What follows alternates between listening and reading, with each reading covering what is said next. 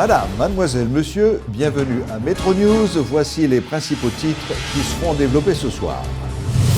Déploiement des conseillers électoraux à travers les différentes régions du pays en vue de la supervision du scrutin du 20 novembre.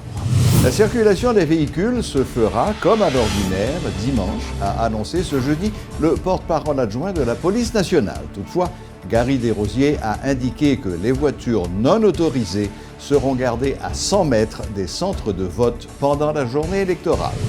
L'Observatoire citoyen pour l'institutionnalisation de la démocratie, OCID, exhorte tous les acteurs à tout mettre en œuvre pour favoriser la pleine réussite de la journée électorale de dimanche. Les conseillers électoraux seront déployés à travers les différentes régions du pays en vue de la supervision du scrutin du 20 novembre, selon le porte-parole du CEP. En conférence de presse ce jeudi, Nicole Siméon a expliqué que la répartition des conseillers a été faite par tirage au sort. Une cellule d'urgence sera mise en place le jour du vote pour faciliter l'interaction entre la population et le CEP, a annoncé Nicole Siméon. Au département, nous avons un conseiller Joseph Dorcelli qui est dans le sud. Nous avons un conseiller Lucien Jean-Bernard qui est dans NIP. Nous avons un conseiller Carlos Hercule qui est dans l'Artibonite. Nous avons un conseiller Léopold Bélanger, président, qui est dans l'Ouest 1. Dans l'Ouest 2, nous avons un conseiller Marie-France Joachim. Dans le Nord, nous avons Marie-Hérole Michel. Dans le Nord-Est, nous avons un conseiller Jean-Simon Saint-Hubert. Dans le Sud-Est, nous avons un conseiller Frinel Joseph. Dans le Nord-Ouest, nous avons un conseiller Kenson Polinis. Et dans le Centre, nous avons Honora Lemaire, qui est directeur opération électorale. Dans la Grande Danse, nous avons normalement directeur exécutif, Uder Antoine, qui est responsable département ça, mais spécialement pour l'élection, il y a une équipe de cabinet qui sous place pour la faire coordination avec eux. Mais lui-même, il est obligé de rester dans la centrale pour nous travailler ensemble jour dimanche là. Et puis, nous avons dit tout que jour élection en dimanche, il y a une cellule d'urgence qui est installée ici. Comme d'habitude, dans toute élection, ça fait une cellule d'urgence là.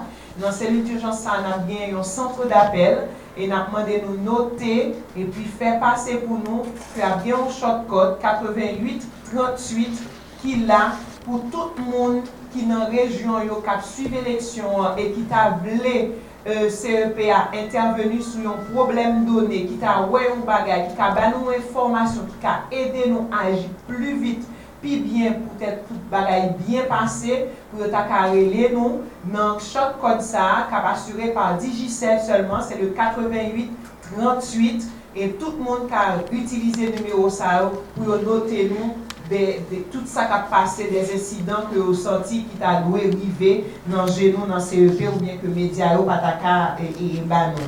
Donc 8838 c'est shortcode pour Digicel, mais m'a profité tout rappelez-nous que il y a un shortcode qui est fonctionnel même jour élection pour nous carrer tout le monde qui besoin connaître qui boy ou va voter. Si au monde pas ta connaissance de vote li, nous mandel pour lire les 88 28 c'est Natcom. Ou bien pour le faire un SMS dans 88 29 toujours pour Natcom, et puis pour Digicel c'est 88 30 pour le relais, et puis 88 31 pour lui voyer un SMS. Comme ça, vous connaissez qui genre, qui côté ou va voter. Moun qui gagne accès à internet quand aller sur site CEP en tout www.cephaiti.ht, yo aller dans rubrique où voter, y a entrer nom yo ou bien entrer signe yo, site là a dit yo mais qui va exactement yo va voter. L'Observatoire citoyen pour l'institutionnalisation de la démocratie, OCID, appelle l'ensemble des acteurs à tout mettre en œuvre pour favoriser la pleine réussite de la journée électorale du 20 novembre. En conférence de presse ce jeudi, les responsables de l'OCID ont encouragé le gouvernement, le CEP, les autorités judiciaires, les partis politiques et les candidats à jouer leur rôle avec efficacité en cette période cruciale du processus démocratique haïtien. L'OCID dit s'attendre au respect du droit de vote de tout un chacun et la sécurisation des vies et des biens. Par ailleurs, l'Observatoire annonce qu'il s'apprête à déployer 1500 observateurs électoraux à travers tout le territoire. Élection ça, c'est un test que l'on peut lier pour le peuple haïtien. Un test pour nous connaître qui niveau, qui degré de maturité politique pays d'Haïti rivé, peuple haïtien rivé, n'est-ce pas, la dernière. Parce que il y a des gens qui sont capables de voter par émotion, parce qu'ils auraient tête, forme tête, un candidat. Il y a des gens qui sont capables de voter par imitation, parce que tout le monde a la caillou pour voter et aller tout. Même quoi que ça capable montrer maturité politique d'un peuple, c'est le citoyen et citoyenne qui sont sortis pour y aller voter parce que ils ont considéré que c'est un devoir pour y aller voter. Parce qu'ils comprennent l'importance d'un parlementaire. Parce que le parlementaire est censé prendre des lois dans le Parlement, des lois qui sont capables d'aller à l'encontre de l'intérêt. Des lois qui sont capables d'aller à l'encontre de valeurs que eux-mêmes défendent en tant que citoyen ou citoyenne. Eh bien, nous faisons pour nous voter pour des parlementaires qui pourraient défendre l'intérêt nous, qui pourraient défendre les valeurs que nous-mêmes, en tant que citoyens, avons prônées. Le président, il est important tout. Il y a un monde qui sorti ou voter malgré rien la pluie, malgré problème, malgré où tu pas bon, malgré ça battant pour le voter, c'est parce qu'on comprend l'importance du président. Parce que journée aujourd'hui, dans le monde moderne nous vivons là, si pas un président légitime dans le pays, une série de aides budgétaires, appui budgétaire que le pape joigne, une série d'investissements étrangers ou nationaux qui pape fait dans le pays, si le président pas un président élu et légitime. Donc pour toute raison ça il faut que nous sortions à voter. Donc moi-même m'attends journée ça avec un pile impatience pour moi qui note nous pral bail peuple haïtien à partir de taux de participation. L'Office national d'identification, ONI, annonce que tous ses bureaux communaux à travers le pays et tout particulièrement dans l'aire métropolitaine seront ouverts vendredi et samedi de 8h du matin à 4h de l'après-midi. L'ONI demande aux citoyens désirant retirer leur carte d'identification de faire preuve de discipline. Il rappelle que les cartes SIN doivent être retirées uniquement dans les bureaux des communes que les demandeurs ont indiquées comme celles de leur résidence. Le président du Conseil supérieur du pouvoir judiciaire, maître Jules Cantave, rappelle ce jeudi aux chefs de juridiction et aux juges l'obligation qui leur est faite d'agir dans le strict respect du décret électoral du 2 mars 2015 avant, pendant et après le scrutin prévu dimanche.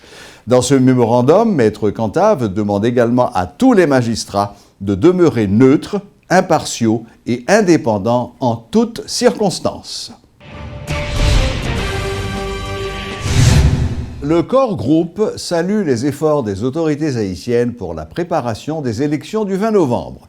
Dans une note ce jeudi, le Core Group déclare exprimer son soutien aux efforts en cours de la part des autorités locales pour la préparation du scrutin. Il en profite pour réitérer sa solidarité avec le peuple haïtien et applaudit la volonté démontrée par les acteurs politiques haïtiens de parachever le cycle électoral, permettant ainsi le retour à l'ordre constitutionnel.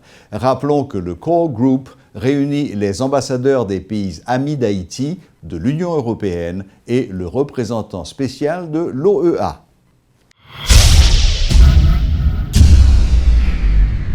Le ministère de l'Éducation a lancé ce jeudi un atelier national réunissant quelques 170 participants dans la perspective de l'élaboration du plan stratégique d'éducation et de formation PSFE 2017-2027. L'élaboration de ce plan décennal répond à la nécessité de réformer le système éducatif, a expliqué le directeur général du ministère.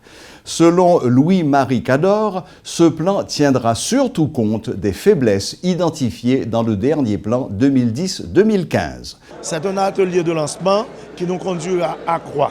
À un plan opérationnel sur 5 ans qui dit clairement à nos partenaires, à tout le monde qui supporte le secteur éducation au niveau d'Haïti, au niveau international. Sur les 5 ans, voici notre programmation et c'est découpé en objectifs. Voici nos axes d'intervention.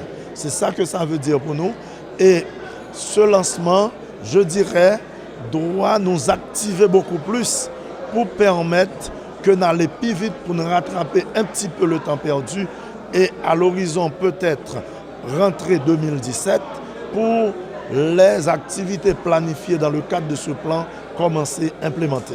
Pour le plan opérationnel 2010-2015, je dois dire tout d'abord, nous avons eu une évaluation de mi-parcours en 2014. Je crois que c'était en avril 2014.